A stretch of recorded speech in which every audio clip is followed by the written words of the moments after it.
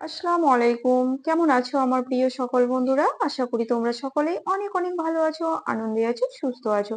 আলহামদুলিল্লাহ আমিও অনেক ভালো আছি। আমার সকল বন্ধুদের জন্য রইল অসংখ্য ধন্যবাদ। অনেক অনেক ভালোবাসা, শুভকামনা। তো আজকে আমি তোমাদের সঙ্গে শেয়ার করতে চলেছি বাঁধাকপির পকোড়া। শীত মানেই কিন্তু বাজার ভর্তি বাঁধাকপি। তাই আজকে তোমাদের সঙ্গে আমি শেয়ার করলাম একেবারে নতুন রূপে বাঁধাকপির পকোড়া। তো চলো দেখে নাও কিভাবে এই বাঁধাকপির পকোড়া আমি বানিয়ে থাকি। আর আমার রেসিপিটি যদি তোমাদের ভালো লেগে থাকে তাহলে তোমরা অবশ্যই আমার চ্যানেলটিকে লাইক শেয়ার কমেন্ট ও সাবস্ক্রাইব করে আমার পাশে থাকার অনুরোধ রইল। তো এখানে নিয়ে নিয়েছি বাঁধাকপি, আর দেখতেই পাচ্ছ বাঁধাকপি গুলোকে আমি এরকম ভাবে লম্বা লম্বা করে ঝিরিঝিরি করে সুন্দরভাবে কেটে নিয়েছি। তোমাদের আমি আর বাঁধাকপিটা কাটা দেখালাম না, কারণ তোমরা সবাই কিন্তু বাঁধাকপি কাটতে পারো। তো এখানে দেখো আমি কেটে নিয়েছি। তারপর এখানে আমি দিয়ে দেব, এখানে আমি দিয়ে দিচ্ছি অল্প পরিমাণে হাফ চামচা আদা রসুনের পেস্ট। তারপর এখানে আমি দিয়ে দেব স্বাদ মতো লবণ। লবণটা কিন্তু হালকা পরিমাণে দেওয়ার চেষ্টা করবে, মানে বাঁধাকপিটা একটু মিষ্টি মিষ্টি বেশি ভালো লাগে।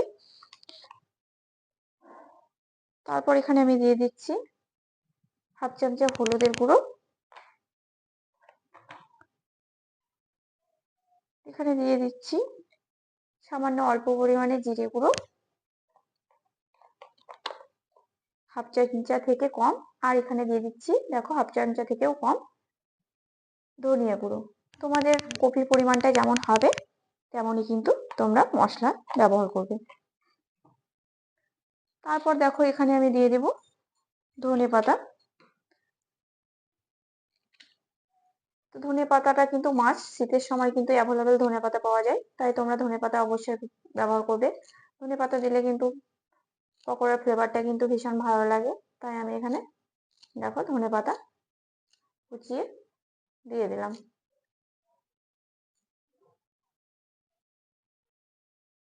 এবারে দেখো আমি দুটো লঙ্কা দিয়ে দেবো। লঙ্কাটাকে কিন্তু এভাবে কুচি কুচি করে দিয়ে দেবো, কারণ একটু পকোড়া ঝাল ঝাল হলে বেশ ভালো লাগে। তাই দেখো আমি এখানে কিন্তু দুটো কাঁচা লঙ্কা দিয়ে দিলাম।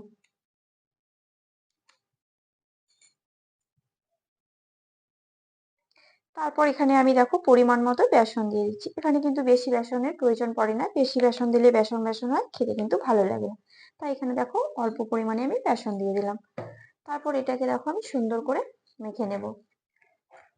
তো কপির মধ্যে যে জলটা আছে তাতেই কিন্তু হয়ে যাবে, খুব বেশি এখানে মানে জল ব্যবহার করার আর কি দরকার নেই। একটুখানি মশলালেই দেখবে রসটা বেরিয়ে আসবে, তাতে করে কিন্তু হয়ে যাবে। এখানে আমি হাফ চামচা পরিমাণে গরম মশলা অ্যাড করে দিচ্ছি। গরম মশলা দিলে কিন্তু বাঁধাকপির খুব সুন্দর একটা সুগন্ধ আসবে, খেতে কিন্তু বেশ ভালো লাগবে। তাই এখানে আমি দিয়ে দিলাম। এবারে এখানে আমি দিয়ে দিচ্ছি হাফ চামচা কালো জিরে। আর সবশেষে আমি দিয়ে দেব দেখো, এটাকে আরো বেশি ক্রিস্পি বানানোর জন্য দিয়ে দিচ্ছি সাদা তেল। এবারে এটাকে আমি হালকা একটু নেড়ে চেড়ে নেব। দেখো মাখাটা কিন্তু আমার রেডি হয়ে গেছে। এখানে আমি পরিমাণ মতো কড়াইয়ে তেল দিয়ে দিয়েছি, আর তেল কিন্তু গরম হয়ে এসেছে। এবারে আমি পকোড়াগুলোকে দিয়ে দেব। দেখো পকোড়াগুলোকে আমি কিন্তু ছোট ছোট শেপ করে দিয়ে দিচ্ছি, কারণ পকোড়া কিন্তু দেখতে ছোট ছোটই ভালো লাগে, বড় বড় হয়ে গেলে কিন্তু দেখতে শেপগুলো ভালো লাগে না। তো এভাবে কিন্তু সব পকোড়াগুলোকে আমি দিয়ে দেব।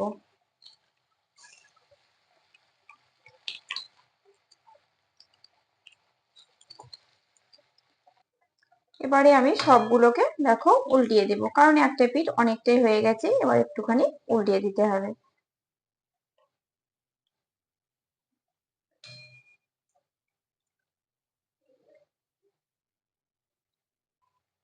এবারে পকোড়াগুলো কিন্তু হয়ে এসেছে, এগুলোকে খুব বেশি ডিপ ফ্রাই করা কিন্তু চলবে না। তাই এবারে পকোড়াগুলোকে আমি আস্তে আস্তে তুলে নেব, কারণ খুব বেশি ডিপ ফ্রাই হয়ে গেলে কিন্তু খেতে এগুলো একদমই ভালো লাগবে না। দেখো সব পকোড়াগুলো কিন্তু আমার তোলা হয়ে গেল। বাকি পকোড়াগুলোকে আমি দিয়ে দিচ্ছি।